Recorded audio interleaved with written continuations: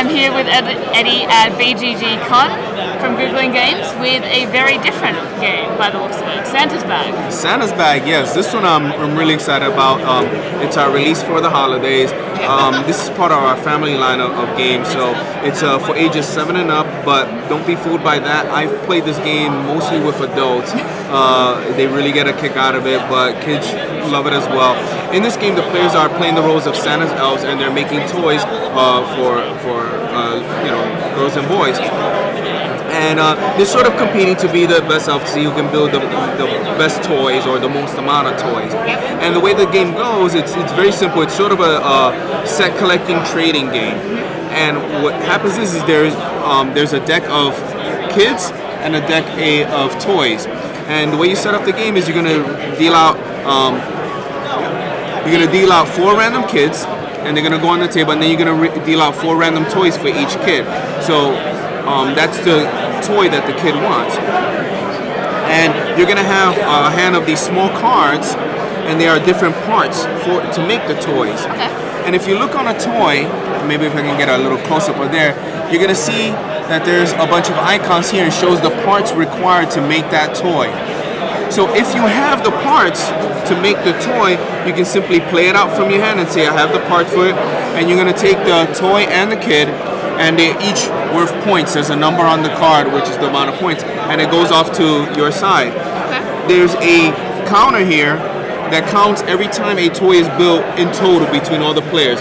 So if we're playing and I make a toy, we'll notch it up to 1, and then you build a toy, we'll notch it up to 2, and let's say you build another toy again, we'll notch it up to 3, and so on.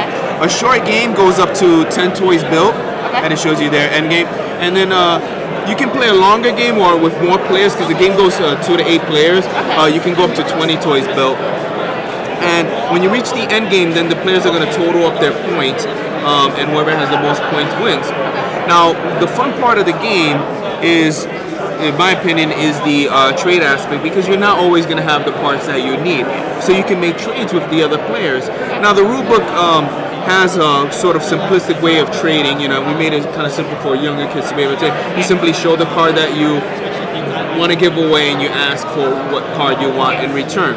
Now, the fun thing about the game is that even if you don't know how to read, you don't have to know that this says paint on it to know. You can just say, I need this card, or I want to trade this, and point to the kid. So younger kids are able to really get into it. Very clear, simple graphics, which are great, actually.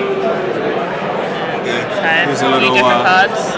Yeah, so very clear graphics. The artist of this game is Travis Hansen, who's done a number of children's books and web comics and stuff like that. So he's pretty well known, and I think he just did a phenomenal job.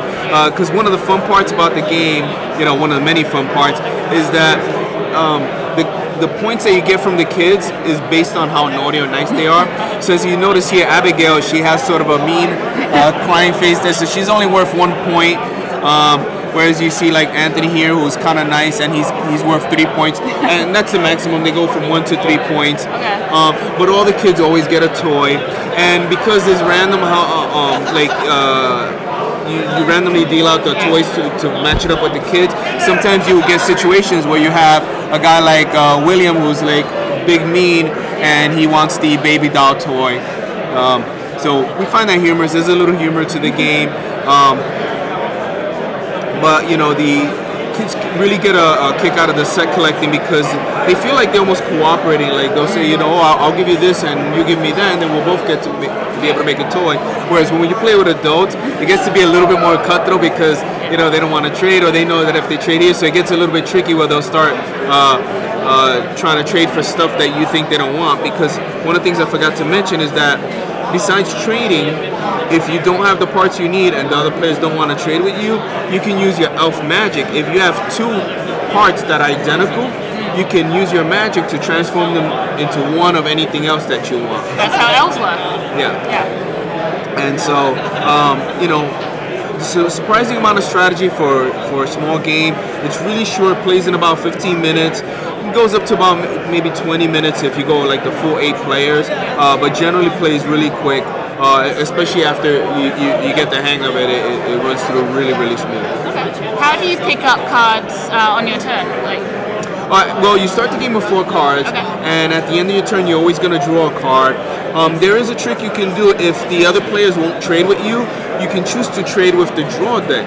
And the way that works is you simply announce that you're trading with the draw deck. You're going to draw a card, and then you must discard any card that you already have. Okay. And you can do that once per turn?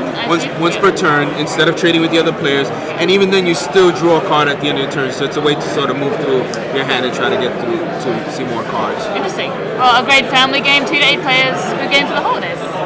And where can people find Santa's Bag if they're interested in buying it? Most retailers, it's just coming out now for the holidays, so most online retailers should have it already, and it's making its way to the stores. So just check with your local game store, and if they don't have it, ask for it, because there's ways for them to get it. Alright, and that's Santa's Bag. Thanks for watching, everybody.